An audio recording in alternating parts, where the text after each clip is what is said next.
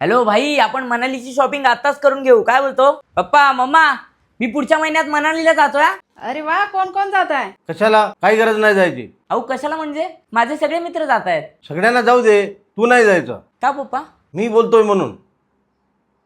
हे बघा पप्पा, मी लहान असल्यासारखं वागू नका माझ्यासोबत. ठीक आहे, जा तू, मी पण येतो तुझ्यासोबत. अहो काय बोलता तुम्ही? तुमच्या गुडघ्याचं काय? तू जरा शांत बस.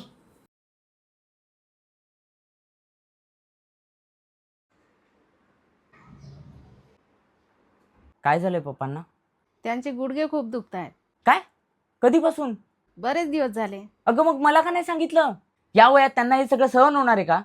त्यांचं वय बघितलंस का किती झालंय? अगं तुम्ही तुमची काळजी घेत नाही, यात निदान मला तरी घेऊ द्या ना. यात छोट्या गोष्टींचं नंतर काय होईल तुला कळतंय का?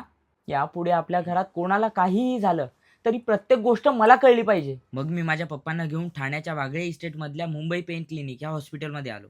तिथे डॉक्टरांनी सांगितलं पप्पांची ट्रीटमेंट सर्जरी न करता प्लाझ्मा किंवा लेझर ट्रीटमेंटने पण होऊ शकते. या हॉस्पिटलमध्ये सगळे डॉक्टर खूप प्रोफेशनल आहेत, त्यामुळे पप्पांची ट्रीटमेंट एकदम परफेक्ट झाली आणि पप्पांचे गुडघे पण एकदम चांगले झाले. पप्पा, एक प्रॉब्लेम झालाय हो. काय झालं? ॲक्च्युली मी तुमच्यासाठी आणि मम्मीसाठी ना केरळचं पॅकेज बुक केलेलं, पण आता तुम्ही माझ्यासोबत मनालीला येत आहे तर मग ते पॅकेज कॅन्सल करून टाकतो, चालेल ना? नको नको, तुला कोणी सांगितलं मला मनालीला जायचं आहे म्हणून? मला तर केरळला जायचं होतं माझ्या बायकोसोबत.